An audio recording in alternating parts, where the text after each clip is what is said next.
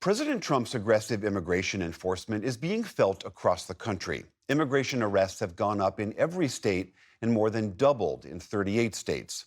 The biggest increase is happening in Idaho, where since January 20th, ICE has made more than 300 arrests.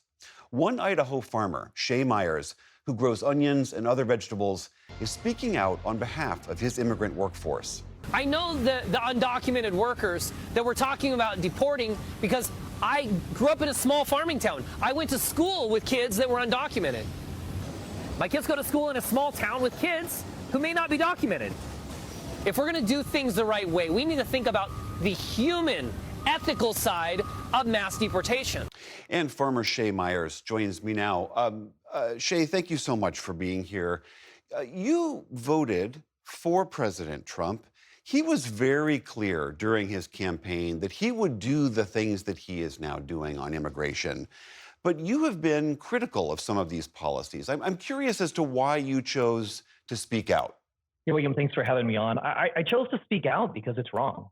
It's wrong for the people who have been here for decades upon decades and who contribute on a daily basis to every aspect of the U.S. economy, every aspect of the U.S. culture. They're an important part of who we are. But that message, what you're saying in the Republican Party in particular, that's not a common theme that you hear. That is true. It isn't a common theme. I think, but in a lot of ways, whether it's left or right, whether it's Democrat or Republican, there's a very, very big misunderstanding about what it means to be an immigrant in the United States, what it means to be a falsely documented immigrant in the United States. And so really the message needs to be spread to everyone so that they can understand it. And certainly the right-wing Republicans have a hard time understanding, many of them, the reality of the contribution that immigrants play in the United States, and the role they play on our farms and in our factories and in our hotels and in every aspect of the culture. But, the only thing we can do is to try and speak up and speak out. Amongst the immigrant workforce that you have, do you hear from them about, how are they feeling in this moment, seeing the news of these arrests around the country? They're frustrated, they're scared, but more than anything, they're feeling like they're being judged in a way that they never have before. Just a few years ago, during the middle of COVID, they were deemed to be essential workers, essential to the survival of our country. Right. And we were praising farm workers for what they do and the contribution that they made and the food that they provided us. And all of a sudden, they're like criminals. Right. And so they suddenly found themselves in a place where they're losing their footing and they don't understand why the harsh judgment when such a short time ago, they were so important.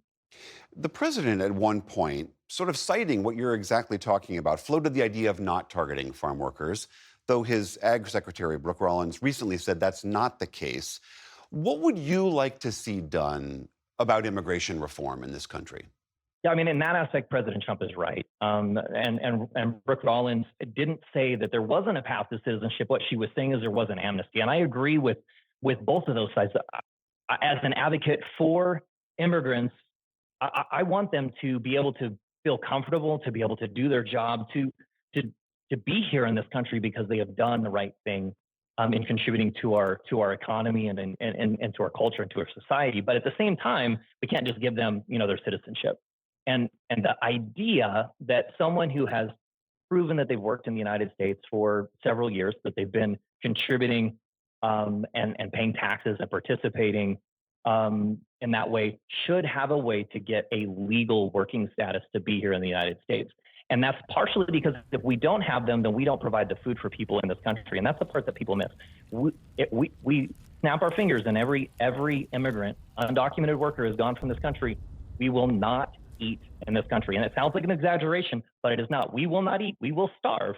If tomorrow we said, hey, all of you that are illegal, you're not going to work, you're out of the fields and you're out of the country, we won't eat. I hear everything you're saying, but let's just say you decide to hang up your farmer's hat and run for office in your own Republican Party. You know you don't have a chance even getting through a primary talking like that. How do we fix that? I'm not sure that in this world anymore. I hope that I do. Now, as a Republican, I'm not going to win. You're not incorrect there. But I think as a common sense citizen of this country, if I came to people, I think there's enough people from the center of the aisle from both sides, whether they're a Republican or a Democrat, that they would listen to what I had to say and they would understand it. Because, on the far left, I have problems, and on the far right, I have problems. But in the middle, there's a lot of people that understand that we need to fix this, and we need to fix it badly for the economics of the country and for the ethics of the people.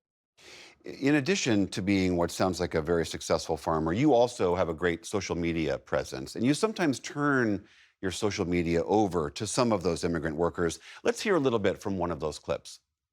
Every time you see food on your table, every time you see or you enjoy a really good steak, you should think about immigration as good.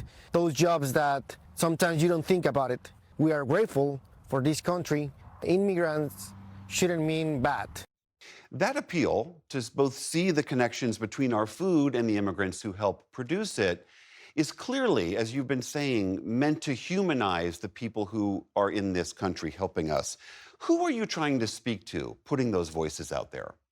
I'm trying to speak to the human heart is really what I'm trying to speak to. Like we all need to understand the contribution that these folks make and the necessity that we have as an economy, as a country, to have them here. Immigrants have been part of our system since the beginning of our country. They have come, they have contributed, and they have made a difference both for themselves and to lift up and improve our country. And they're a necessary part of everything.